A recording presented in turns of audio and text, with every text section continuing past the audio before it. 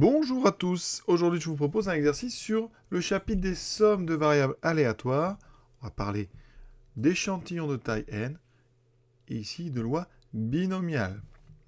L'exercice, donc ici, Anatole s'entraîne chaque jour à tirer des lancers francs donc au basket et il fait toujours 80 tirs le matin, 60 l'après-midi.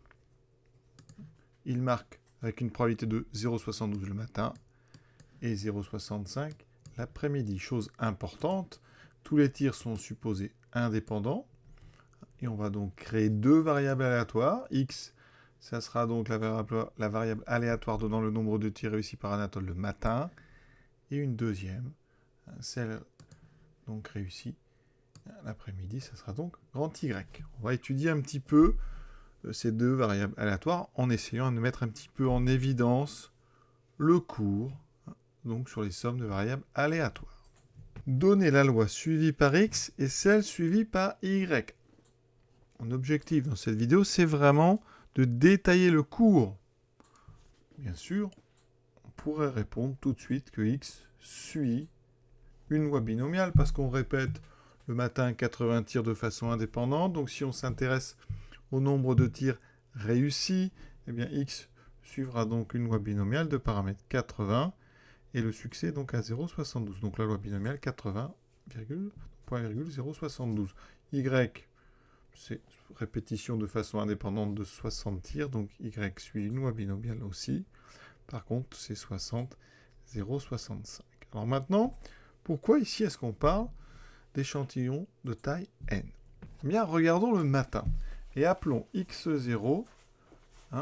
Donc ici, c'est tir réussi si on lance qu'une fois. Donc tir réussi, nombre de tirs réussis sur un tir. Alors le nombre de tirs réussis sur un tir le matin, donc ici c'est le matin. La loi de probabilité, c'est laquelle? X0 prend deux valeurs. 0 s'il rate, et 1 s'il réussit ce tir. Vous avez donc ici, alors 0,72 et donc 0,28. Vous avez une loi de probabilité à deux valeurs, donc x0 suit ce qu'on appelle donc une loi de Bernoulli. Je peux vous faire un petit rappel. Une loi donc de Bernoulli. C'est donc deux valeurs. 0 ou 1. Le succès 1 avec une probabilité de P, l'échec 1 moins P. D'accord? Ça c'est donc XI, PI. L'espérance d'une loi de Bernoulli, c'est tout simple, vous pouvez le calculer immédiatement, c'est P. Et sa variance, je vous le dis, c'est P fois 1 moins P. Vous pouvez le calculer aussi. Donc nous, on a donc ici, quand on tire qu'une fois, une variable aléatoire x0 avec une espérance donc qui est égale à P, c'est-à-dire à 0,72. Vous allez voir, on va s'en servir. Pourquoi on a une loi binomiale? Eh bien parce que, qu'est-ce que c'est grand X? Eh bien, c'est une somme de 80 variables aléatoires. Notre x1, c'est donc, est-ce que le premier tir est réussi ou pas? D'accord? Donc ça, c'est le succès, nombre de succès au premier tir. Succès au premier tir. x2, succès au deuxième. Et donc, on va jusqu'à 80. Succès au 80e tir. En fait, bien grand X, c'est la somme de i égale 1 à 80 de toutes nos petites variables aléatoires. D'accord? Ça veut dire que ici, eh bien, la liste x1, x2 jusqu'à xn, et ça c'est dans le cours, c'est ce qu'on appelle un échantillon. D'accord? Et quand on fait la somme, on obtient donc cette fameuse somme donc, de notre échantillon. Comme les tirs sont indépendants, c'est une somme de variables indépendantes. D'accord? On est donc x suit donc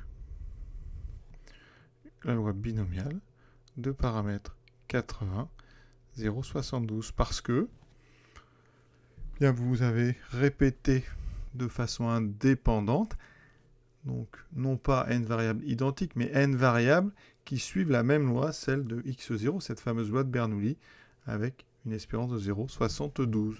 Donc x suit bien la loi de paramètre 80 et 0,72. Son espérance, on en aura besoin à la question 2, donc j'en parlerai à la question 2. Et maintenant, vous avez compris, pour y, on peut faire exactement pareil. On va créer par contre 60 petites variables aléatoires qui suivent toute une loi de Bernoulli, cette fois-ci de paramètre 0,65. D'accord? Et donc y suit forcément la loi binomiale de paramètre 60, 0,65. Et quand on vous dit donner la loi, ici on ne va pas donner les 81 valeurs de x et les 61 valeurs de y. On s'arrête juste sur le nom de la loi suivie avec les valeurs des paramètres.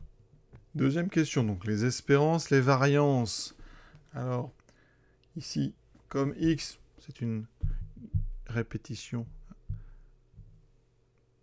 de 80 variables, toutes indépendantes, mais suivant toute la même loi, on a vu que l'espérance de x, ça sera donc, vous avez compris, l'espérance de x1 plus x2, etc. jusqu'à 80, ça sera donc 80 fois l'espérance donc de notre fameuse loi de Bernoulli, donc de paramètres, enfin d'espérance, donc ça fait de paramètres 0,72, donc 80 fois 0,72. 0,72, c'est en fait l'espérance d'une seule des 80 variables, mais comme elles suivent toute la même loi, on fait 80 fois ceci.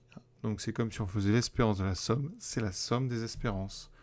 L'espérance de x, c'est donc la somme de x1 jusqu'à x80. Vous séparez ça.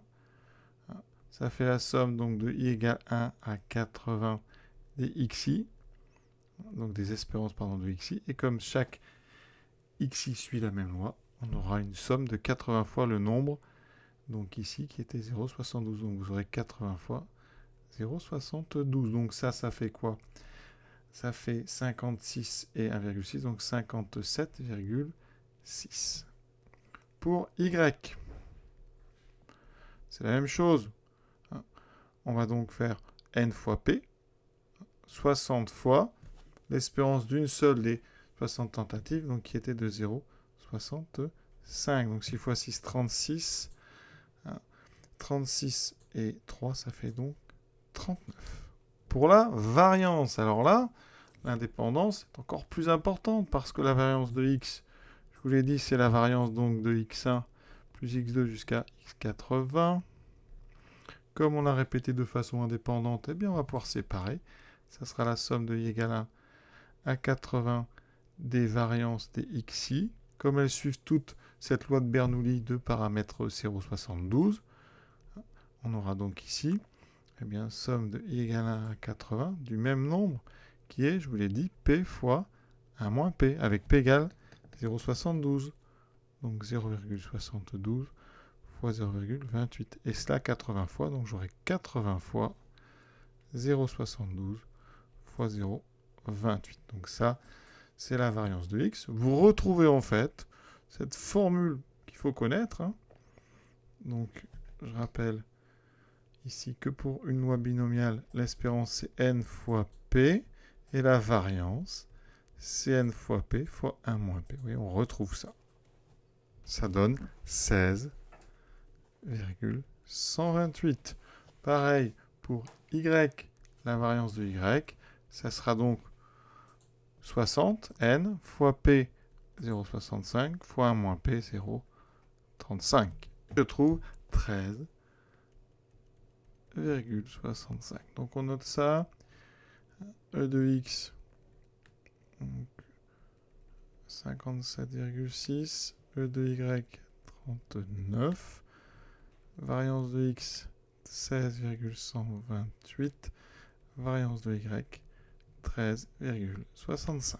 Dernière question, que représente x plus y? Donc x plus y, c'est le nombre de tirs réussis dans la journée.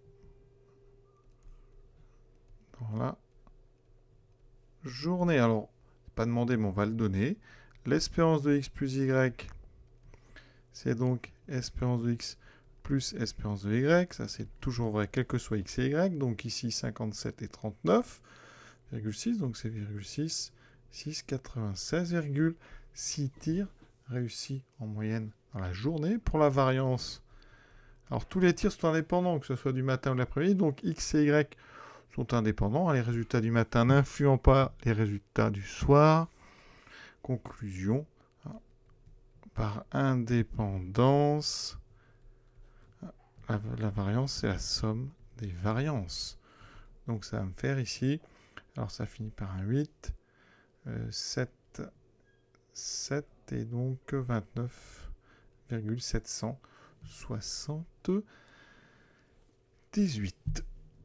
Voilà ce petit exercice donc sur les liens entre somme de variables aléatoires, échantillon de taille n et loi binomiale est terminé. J'espère que ça vous aura permis comme ça un petit peu plus de manipuler ces notions-là. Je vous souhaite une bonne fin de journée. À très bientôt.